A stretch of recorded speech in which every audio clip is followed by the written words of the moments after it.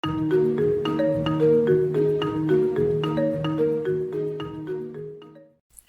lanjutkan belajar tentang basis data. Pada bagian yang ke-12 kita akan belajar tentang cascade update dan cascade delete.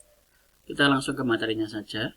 Kita lihat di dalam SQLite browser ini yang sudah kita buat di materi sebelumnya. Di dalam sini ada tabel detail transaksi, kemudian ini ada ID barang. Kalau kita mau ubah di dalam tabel barang ini ID barang, misalnya ini ABCDE, saya mau ganti dengan AB kemudian 001.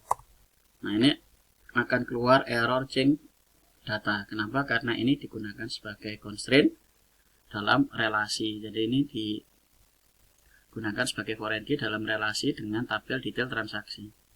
Berarti kita harus mengubah di dalam detail transaksi ini. Kita akan ubah di dalam ininya. Kita klik kanan, kemudian modify tabel. Atau kita bisa menggunakan menu yang di atas ini, kita klik modify tabel, save. Nah, ini akan kita ubah dulu di dalam ID barang ini. Ini kita klik dua kali. Kita klik dua kali, kemudian di dalam sini kita akan tambahkan on update cascade.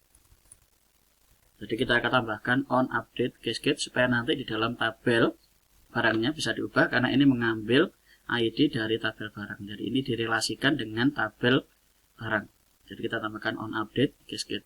Kita klik atau kita tekan enter dulu supaya nanti masuk ke dalam sini. Kalau sudah masuk ke dalam sini, kemudian kita klik OK.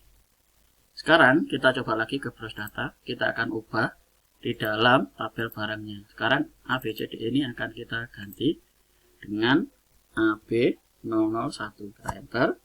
Nah, kemudian kita lihat di dalam tabel detail transaksi. Ini berubah jadi AB001. Kemudian kalau misalnya ini IND01 mau kita ganti di tabel barangnya dengan tabel barang, kita akan ganti IND01 ini dengan misal Indo 001. Enter. Kemudian kita lihat di dalam tabel detail transaksi. Maka secara otomatis ini akan berganti. Jadi foreign key yang direlasikan dengan di tabel primary key di tabel barang ini secara otomatis nanti dia berubah ketika terjadi perubahan di dalam tabel barangnya. Jadi dengan cascade update. Jadi kalau yang ininya berubah, otomatis foreign key-nya di dalam sini ini juga ikut berubah. Kita coba lagi di dalam tabel barang sedap. Ini kita akan ganti dengan SDP 00 atau kita ganti sedap 01. Kita enter.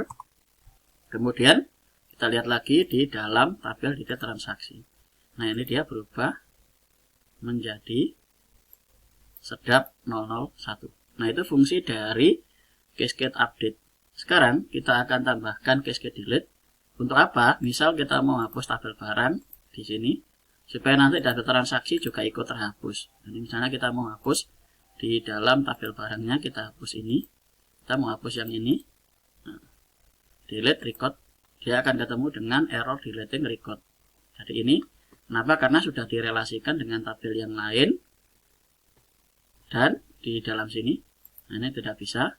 Kita akan tambahkan di dalam database struktur, kemudian kita ke detail transaksi, kita ke modify tabel, save, kemudian kita cari lagi yang mau kita hapus. Jadi kita tambahkan di dalam kolom ini, di dalam kolom ID barang dari tabel detail transaksi ini, yang ini cascade update ini kita akan tambahkan dengan cascade delete. Kita klik dua kali dalam sini, kita tambahkan on delete cascade. Jadi kita tambahkan seperti ini, on update cascade untuk supaya dia bisa update, sama on delete cascade. Jadi hati-hati untuk pemasangan dari on delete cascade. Karena kalau di dalam tabel barangnya dihapus, otomatis transaksinya ikut terhapus. Ini, kemudian kita enter supaya dia masuk ke bawah dulu. Kita enter. Nah, ini dia sudah masuk ke bawah dari sini. Kemudian kita klik OK. Sekarang kita akan coba ke tabel barang. Kita browse data. Kita ke tabel barang. Saya akan hapus yang bagian dari ini. Dalam sini kita lihat tabel transaksi. Nah, ini ada dua. ABC001 ini ada dua. Kalau di dalam tabel barangnya ini kita hapus, ini saya delete record, secara otomatis di dalam tabel di transaksi ini juga terhapus yang 2 tadi. Ini tinggal sisa 2. Nah, itu contoh. Saya ambil lagi contoh. Saya akan tambahkan dalam sini IND 001. Saya tambahkan lagi. Ini saya buat 3, kemudian dalam sini. Kemudian ini kita ambil barangnya dari IND 001. Kita isi dengan 2. Ini 2500. Kemudian ini isi dengan 5000. Nah, ini terdapat 2 data. Kalau di dalam tabel barangnya ini saya hapus IND 01, maka 2 data tersebut akan hilang. Kita akan coba. Nah, ini 2. Ini karena kita memasang cascade delete. Jadi harus hati-hati penggunaan dari cascade delete. Perhatikan fungsinya. Jadi ketika nanti dalam pembuatan aplikasi, perhatikan fungsi dari cascade delete. Karena kalau sekali terhapus, kalau untuk data yang penting, itu kita sulit untuk merestore lagi. Kita coba untuk latihan barang IND 001, klik kanan, kemudian kita delete record.